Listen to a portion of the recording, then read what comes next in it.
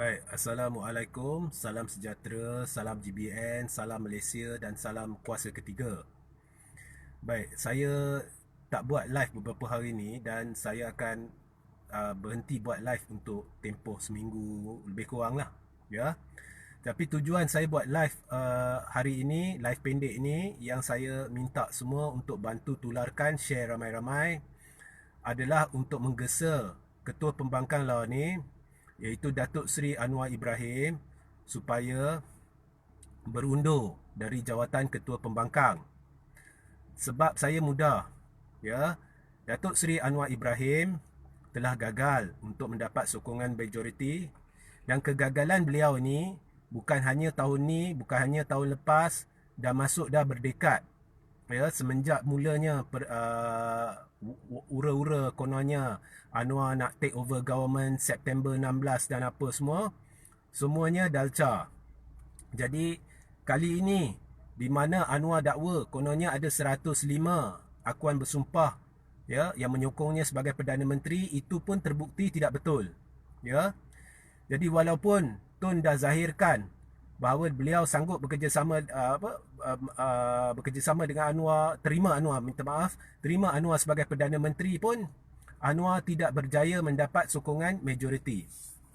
Jadi kat sini kita nampak Anwar tidak efektif sebagai Ketua Pembangkang, dan saya syorkan Tun Dr. Mahathir Mohamad dilantik sebagai Ketua Pembangkang.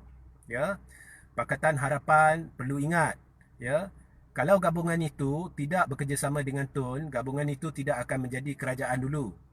Jadi saya syorkan Tun Dr. Mahathir Mohamad dilantik sebagai Ketua Pembangkang, dan saya gesa Anwar untuk berundur, beri laluan kepada Tun untuk dilantik ya. So ini cadangan saya. Ini cadangan saya. Dan saya rasa cadangan saya ni akan disokong oleh semua pendukung perjuangan Tun Dr. Mahathir Mohamad. Ya. Okey, kedua, berkenaan dengan kerajaan sekarang ni, ataupun Perdana Menteri sekarang ini, iaitu Datuk Seri Ismail Sabri.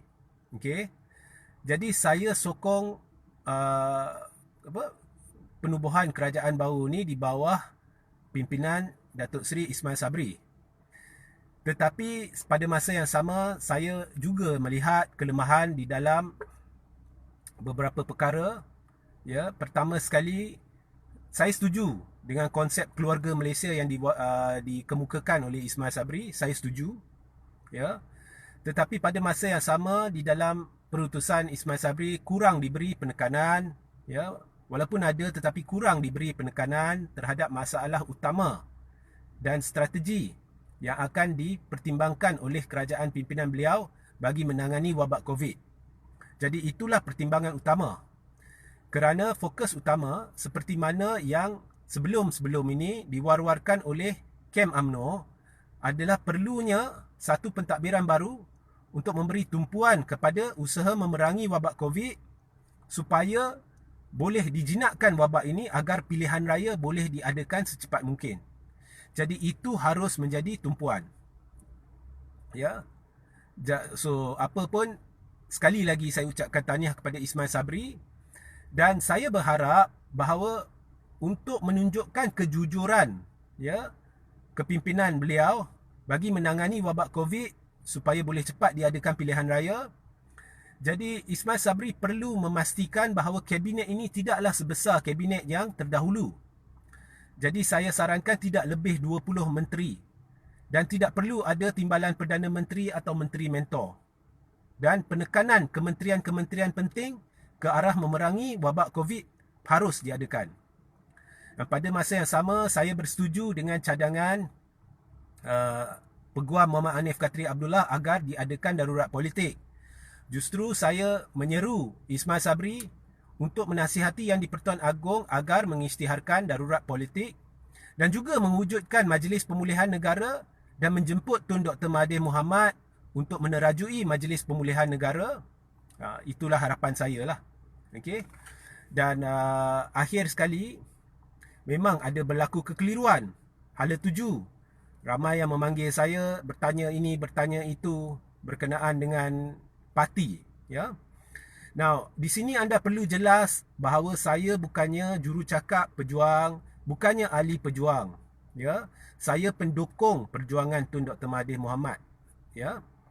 Jadi apa pun kita sama-sama tunggu kenyataan rasmi Tun Dr. Mahathir Mohamad, itu saranan saya. Kerana banyak perkara yang anda tanya kepada saya tidak ada jawapan. Ya. So itulah mesej ringkas saya, dan saya minta semua untuk share ramai-ramai dan tularkan, dan berhentilah dengan politik keterlaluan, ya.